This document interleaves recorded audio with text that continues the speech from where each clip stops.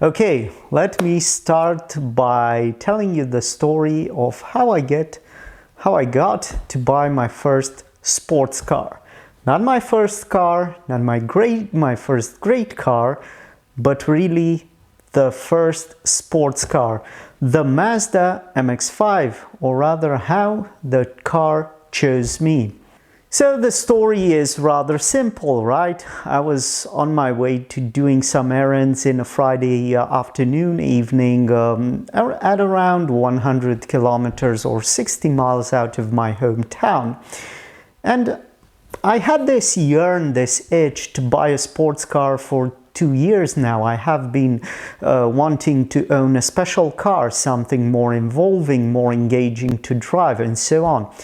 So I found an MX-5. Now, the MX-5s were under my radar for quite some time, but really I was afraid to take the plunge, make the step. I was thinking that the MX-5, you know, the boring, usual cliches. It's a barber's car, a hairdresser's car, a girl's car, and so on and so forth. But really, I was left with no choice, because the car I was thinking of buying was, first of all, out of my reach. I thought to myself, let me try and buy a BMW 1 Series or 1 Series Coupe or something like that. The problem with those were, most of them were diesels, which, again, buying an enthusiast car with a diesel engine, that just doesn't quite cut it for me, at least. Then the second problem, the second issue, was with the actual estate, or rather the state of disrepair with each car that I saw. I have seen a couple of BMWs, not necessarily 1 Series, but stuff like 3 Series Coupe, E46. Really, they were in a bad state of disrepair, mechanically speaking, at least. So then, about a month ago, I was left with no other choice than to try my luck with the Mazda MX-5. And I was a bit on my toes about buying one of those, especially since they had their own set of problems. Well, mainly one big problem, which was rust, because most of them are rotted to the ground. But anyway, getting back to my long and difficult story to follow, I was at around 60 miles out of town in a Friday evening, and I caught up with a guy over the internet. I was going back and forth with messages. I announced that I will be present in the area at the time established, and I asked to him, will you be able to show me the car? Well, through messages, I understood that he was quite busy. That was not a good sign. I mean, when you want to sell something or buy something, you usually are available for a meeting.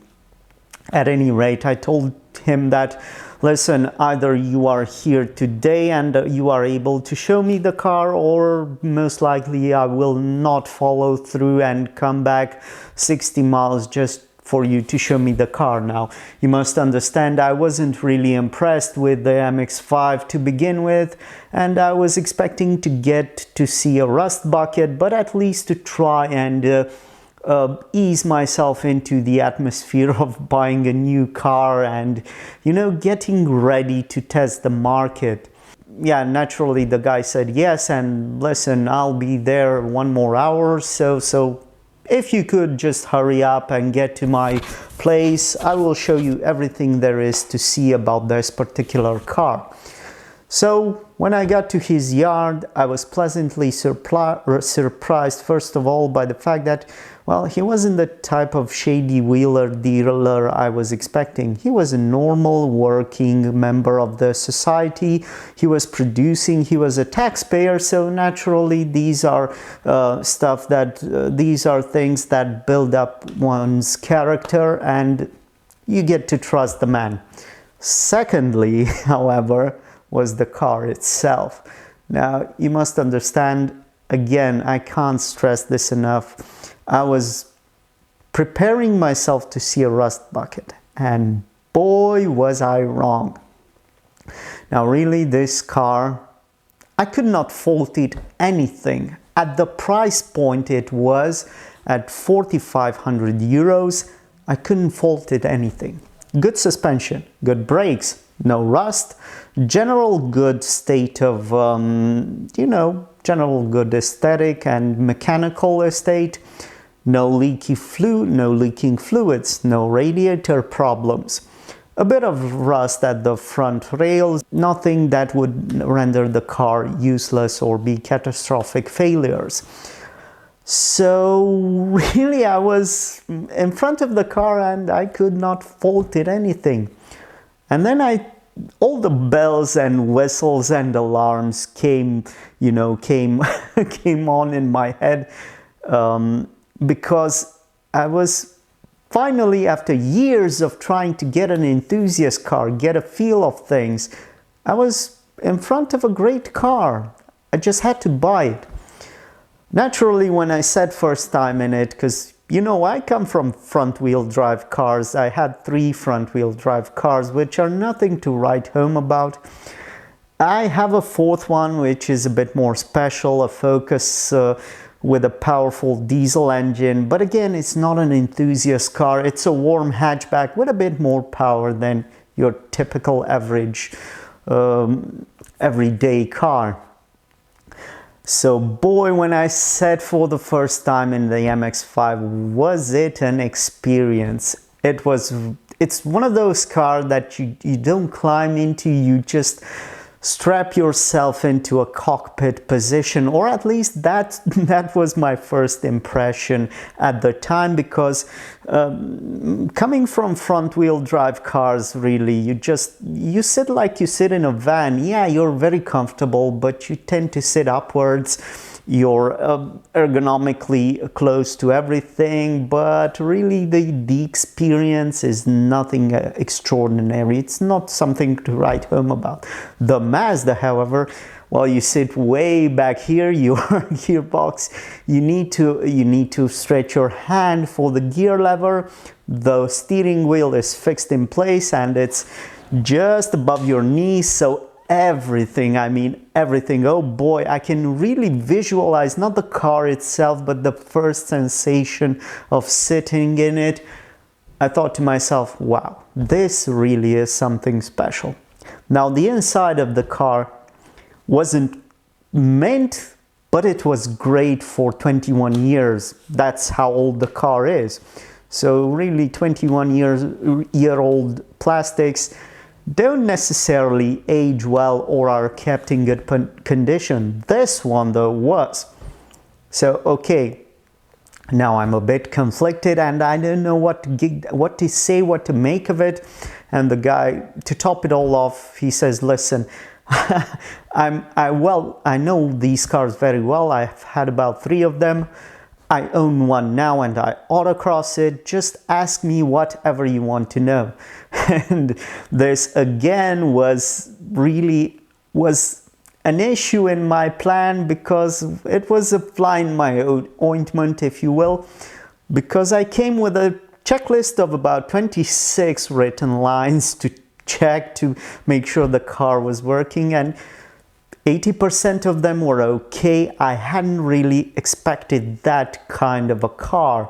So yeah, naturally we went back and forth with the known issues, rust this and radiator that, and well, does it have spark plugs and the general things. But really I got the feeling that the car was right, and it was right for me. Now, you must understand, I wasn't going with the money at hand, and I wasn't going to purchase it right off the bat, but I checked the service. That's another thing. It had service history, like complete service history for a car that's, well, it's nothing in today's economy. 4,500 euros doesn't buy you much in terms of automobiles, mobility. So it had MOTs, service history, stamps and everything checked and documented, and I couldn't do anything. All I could do is turn it on and, see if it overheats or if it spews out some oil smoke out the back. The engine was clean, it ran perfectly, it didn't overheat. I left it on for about 10 minutes, I revved it. No major alarm signs or things that could be considered suspicious. So I just left and said, listen, I like the car a lot. And he in return answered me very amiably that I understand and I feel that you are taking a big step, and if you're not ready, don't rush it. See other MX-5s and talk to me. I'll help you understand and work your way around this MX-5 environment, if I could say so, if I could paraphrase it, because the discussion didn't go quite like that, but that's how I recall it. And really, we said our goodbyes. I said I was going to keep in touch with him and left. And the first thing I did, I pulled out of the street, out of the block he lived on, and I called my wife and I said, listen, I think I found the perfect car I have been looking for nearly all of my life, because let's face it, it was the first one that really did something for me, lit up a desire to own and to experience something different altogether. Not luxury, not comfort, not speed, but something alien and well known at the same time. I lusted after something extraordinary. I promised myself I wasn't going to rush into things. This was a Friday evening. I got home, drove back 60 miles to my home, and I slept on it, but I had the photos to show everything. And well, you know how it goes. Long story short, Monday morning I called up the guy and I said, hey, listen, I want the car. We discussed the price. He initially asked a bit, like over 4,700 euros for it. We got in the middle at 4,500. He didn't negotiate too much, and I didn't insist, because I wanted a clean car and I wanted to be able to test it at my own will. By the way, the guy had dug a pit into his garage. He actually fixed car air conditioning systems, so I could check the car at my own will and pace, and that was a huge plus. So I called up the guy and I said, listen, I can be there Wednesday afternoon, evening. It will be a tight schedule because I work during Monday to Friday. I work office hours, so the earliest I can leave is 5 p.m. and I'll be there at 7 p.m. We have terrible roads. We get to make 60 miles in almost 2 hours. Don't laugh. And well, I was on my merry way with the condition that, listen, I'm going to pay the guy in advance of 200 euros and reserve the car and come back for it Friday and finish up the deal, or at least that was the plan. The only condition was that, okay, I'm not going to negotiate too much, but I want to test it at my own pace. So I did that and I went with my wife. Now, here's what things got a bit shady, because he said, look, I have another black one. I'll take you out with the black one, with the other black one that I own, my own car, and I'll show you what an MX-5 can do. Now, the other car was identical from a distance, but really it started to rust at the back wheel arches. It had busted, shoddy rails at front. They were like leaves of onion. They were pretty much splitting open. So this car was in a worse state, but still quite a lot of fun. So he just drove like a like a hooligan, at least in my mind, because I was a passenger. And he said, listen, do you want to have a go? I said, sure, of course. If I'm going to buy the bloody thing, I might as well try and sample another one. And when I drove it, I got a bit disappointed by the fact that this thing didn't accelerate mid RPM as I would have hoped, or as I had come to be accustomed with my Focus 2-liter diesel 340 Newton meter torque little monster. So this thing, you rev it out, eventually starts to roll, and well, at least on short distances it goes. But over 120 kilometers, it doesn't really want to pull or push or all that well. And essentially, we were two people in the two big adults, male adults. Neither of us was really that thin, so the car really felt the weight. It was a penalty for it. At any rate, I sort of felt a bit discouraged, a bit disgruntled that really this thing wasn't all it's made up to be. So then I got in the other one, the black one, and we made a little legal artifice to be able to drive it on the streets. I said, okay, I'm going to buy it, but I want to drive it at least to see if I'm able to enjoy it, or if the car suits me, or if it indeed is in great mechanical estate.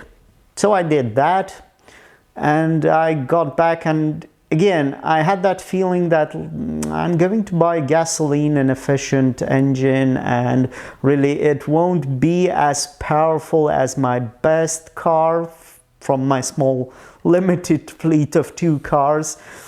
And should I do this or shouldn't I? But really it was my wife who said, listen, it's a great car. Will it lose value? I said, naturally no, because it's in good condition, and we can sell it on even maybe for a small profit afterwards. But that's not the point. Though we were protected financially.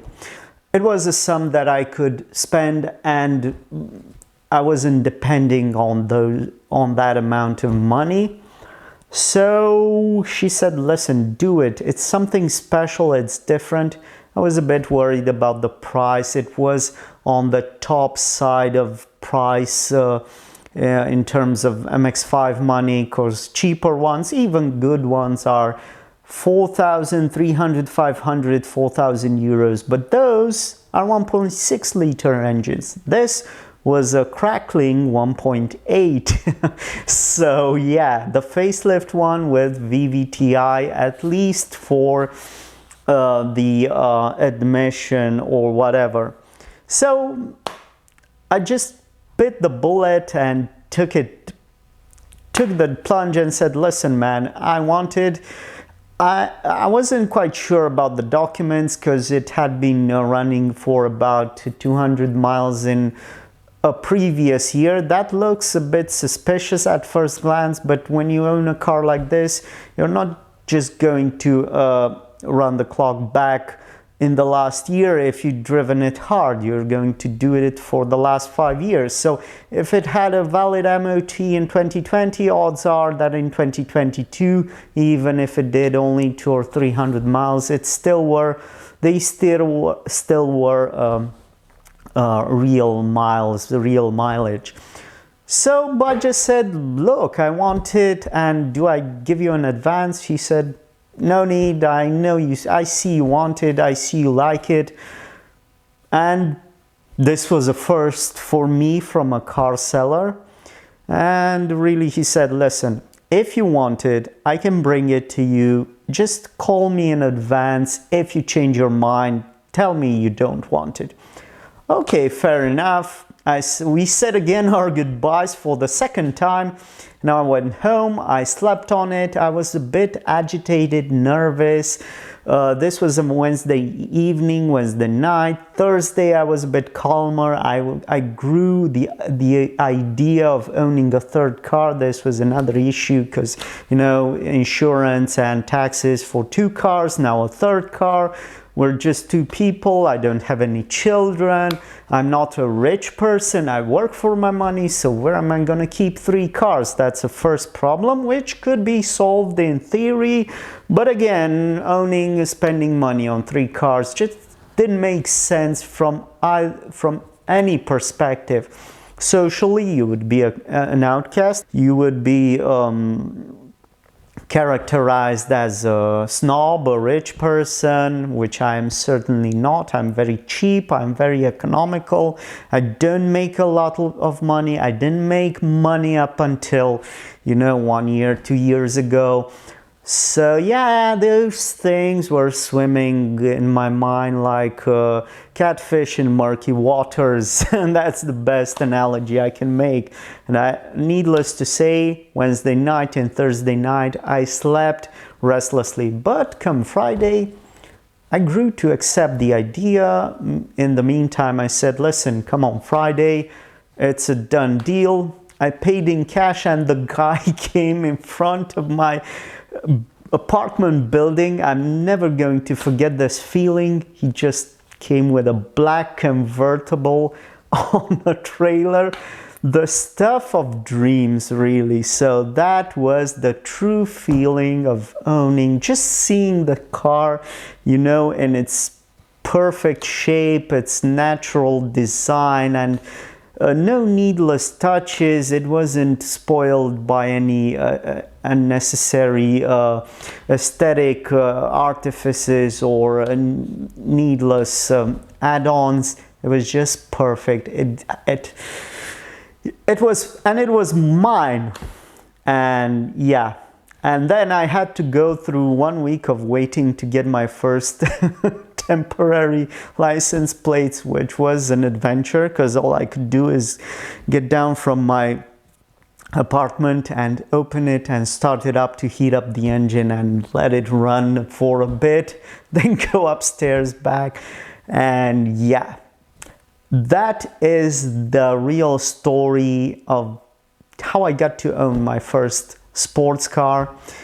Really, if I have any conclusions to draw out of this, after years of waiting and dreaming and hoping of owning something special, I just bit the bullet and that's it. The rest is history. The car is pretty reliable. It's got its service in check. It's got an oil change. I will be doing its maintenance work, and I will replace the you know, the belt, the timing chain, the timing belt system, and the water pump, and I'll do a bit of maintenance for I'll change the oil in the differential and the gearbox.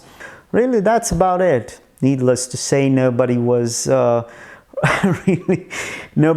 really expecting me to get such a car. Everybody thought I was that responsible, sober, a bit shy and too overly serious fella.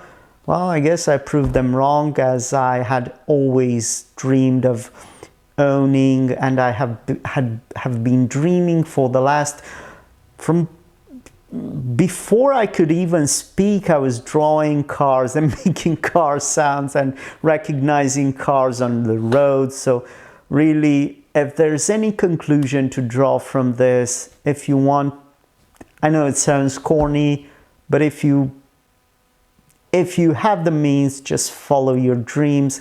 Even if you don't have the means, just, I don't know, I guess keep at it, work at it. Listen, I have work colleagues, not friends, who open up to you, rather work colleagues who don't own a driver's license, but really they recognize and dream of owning a Miata. And you know, for me to hear them call out and open their hearts like this to me, that was a great feeling. That type of feeling just you know, overrides any other financial expense that the car has generated. Even if I don't recover my investment, my payment in this car, it will still have been worth it just for that. So really, that's my Miata story and how I got to own a great piece of machinery. And I don't know, I guess I'll just keep on paying it forward and let anybody who wishes to drive it have a go in it and drive people in it and make them happy, laugh, cheerful, and carry on with my petrol head dreams.